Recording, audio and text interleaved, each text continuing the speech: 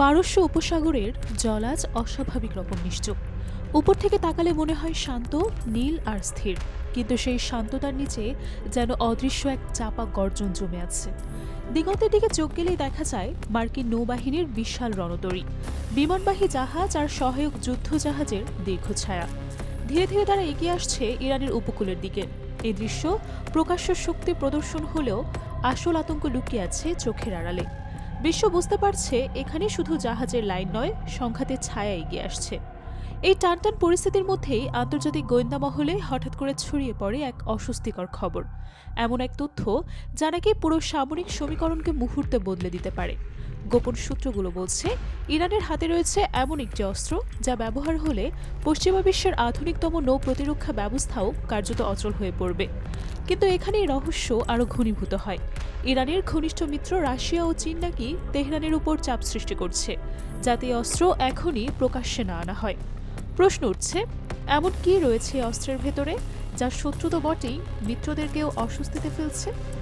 এই রহস্যের কেন্দ্রে রয়েছে একটি নাম যা উচ্চারিত হলেই নৌবাহিনীর কৌশলবিদদের কপালে ভাঁজ পড়ে: হুড টর্পেডো।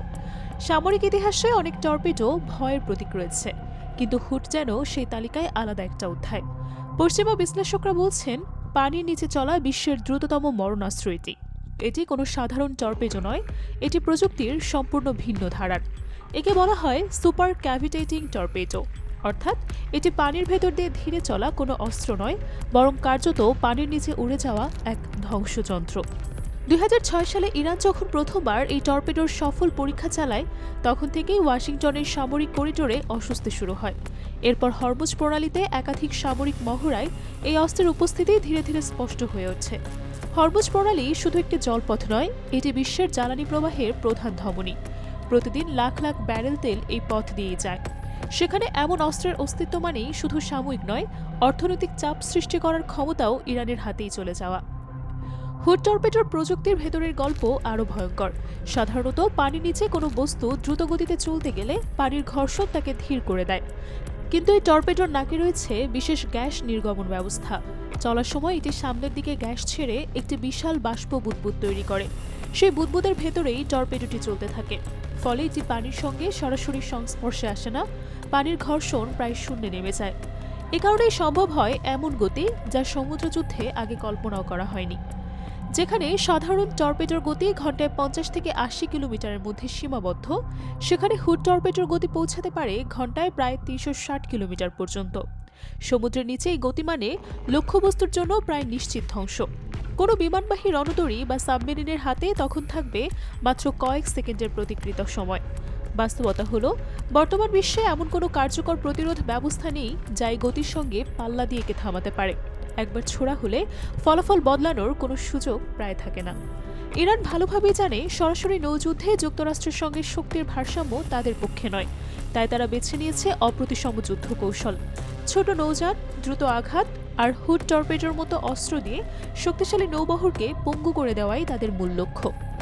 গোয়েন্দা প্রতিবেদনে বলা হচ্ছে ২০২৫ সালের শেষ দিকে ইরান এই টর্পেডোর আরও উন্নত সংস্করণ তৈরি করেছে, যেখানে কৃত্রিম বুদ্ধিমত্তা যুক্ত করা হয়েছে।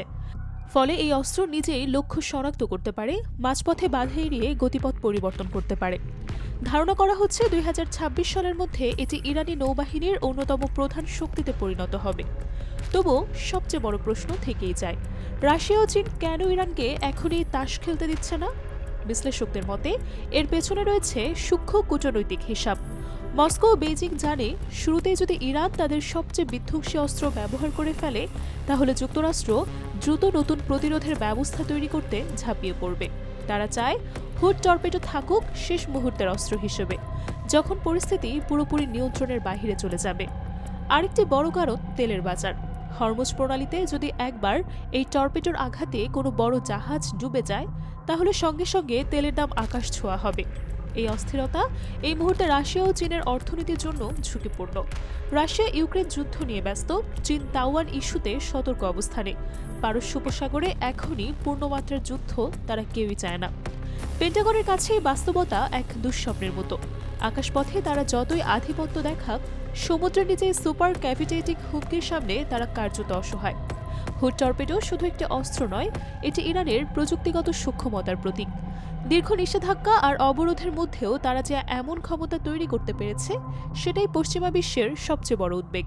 আজ পারস্য উপসাগরের পরিস্থিতিকে অনেকেই বলছেন বিস্ফোরণের আগের নিস্তব্ধতা। একদিকে মার্কিন রণতরীর সারি, অন্যদিকে ইরানের গোপন ঘাঁটিতে লুকিয়ে থাকা পানির নিচের মরণাস্ত্র, মাঝখানে রাশিয়া ও চীনের হিসাবি নীরবতা। একটি ভুল সংকেত, একটি ভুল সিদ্ধান্ত, আর তাতেই যদি সমুদ্রের গভীর থেকে একটি হুড টর্পেডো ছুটে আসে, তাহলে তা শুধু একটি জাহাজ নয়, পুরো বিশ্বের ভূরাজনৈতিক মানচিত্রই বদলে দিতে পারে। এই উত্তেজনার শেষ কোথায় তা এখনও কেউ জানে না, তবে সমুদ্রের গভীরে লুকিয়ে থাকা সেই বুদবুদই আজ বিশ্ব রাজনীতির সবচেয়ে ভয়ঙ্কর প্রতীক। এমন আরও রহস্যময়, গভীর ও বিশ্লেষণধর্মী আন্তর্জাতিক নিউজ পেতে আমাদের চ্যানেলটি অবশ্যই সাবস্ক্রাইব করে রাখুন। ধন্যবাদ সঙ্গে থাকার জন্য।